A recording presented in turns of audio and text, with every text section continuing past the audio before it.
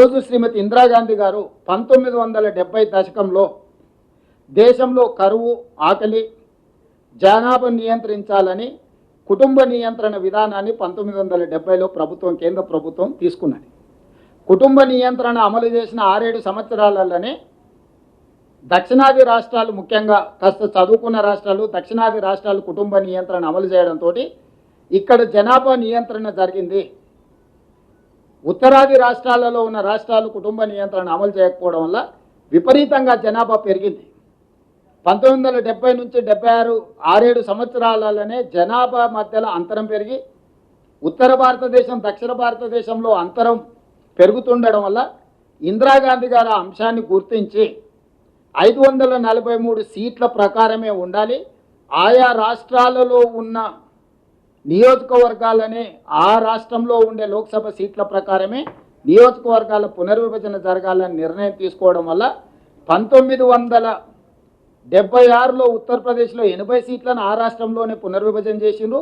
ఉమ్మడి ఆంధ్రప్రదేశ్లో ఉన్న 42 లోక్సభ నియోజకవర్గాలను ఈ రాష్ట్రంలో పునర్విభజన చేసిండ్రు. 25 సంవత్సరాల వరకు సీట్ల పెంపును శ్రీమతి ఇందిరాగాంధీ గారు నిషేధించిండ్రు. ఎందుకు అనంటే జనాభా పెరగడం, జనాభా ప్రాతిపదికన నియోజకవర్గాల పునర్విభజన జరిగితే కేంద్ర ప్రభుత్వం ఇచ్చిన ఆదేశాల ప్రకారం జనాభా నియంత్రణ పాటించిన కొన్ని రాష్ట్రాలను శిక్షించిన వాళ్ళతో కేంద్ర ప్రభుత్వ ఆదేశాలను ఉల్లంఘించిన వాళ్ళను మెప్పించినట్టు సీట్లు పెంచితే నష్టం జరుగుతుందని ఆ రోజు శ్రీమతి ఇందిరాగాంధీ గారు నియంత్రించిన 543 సీట్లు ఉండాలి, ఏ రాష్ట్రంలో ఉన్న సీట్లను ఆ రాష్ట్రంలోనే నియోజకవర్గాల పునర్విభజన చేయాలని. 2001లో వాజ్పేయి గారు ప్రధానమంత్రిగా ఉన్నప్పుడు కూడా మళ్ళీ లోక్సభలో, చట్టసభలలో చర్చ వచ్చినప్పుడు ఇందిరాగాంధీ గారు ఏదైతే దూరదృష్టితో జనాభా ప్రాతిపదికన జరిగే నియోజకవర్గాల పునర్విభజన, చిన్న రాష్ట్రాలు మరీ చిన్నగా మారుతాయి, పెద్ద రాష్ట్రాలు మరీ పెద్దగా మారుతాయి,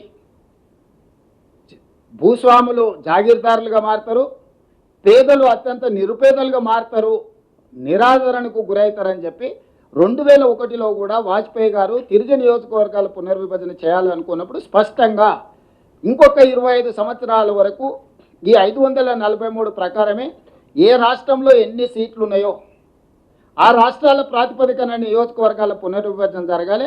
అక్కడ దామాషా ప్రకారం ఎస్సీ ఎస్టీ సీట్లను, అక్కడ ఉన్న అసెంబ్లీ సీట్ల రిజర్వేషన్లను వీటన్నిటిని మార్చుకోవడానికి 2001లో చట్ట సవరణ అటల్ బిహారీ వాజ్పేయి గారు చేశారు. ఆ ప్రాతిపదికన జరిగిన నియోజకవర్గాల పునర్విభజననే 2009లో ఉమ్మడి ఆంధ్రప్రదేశ్లో ఉన్న పార్లమెంట్ సీట్లు తెలంగాణలో 15 ఉండే, ఆంధ్రప్రదేశ్లో 27 ఉండే. 2009లో 17 సీట్లు తెలంగాణకు వచ్చినాయి, 25 సీట్లు ఆంధ్రప్రదేశ్కి పోయినాయి.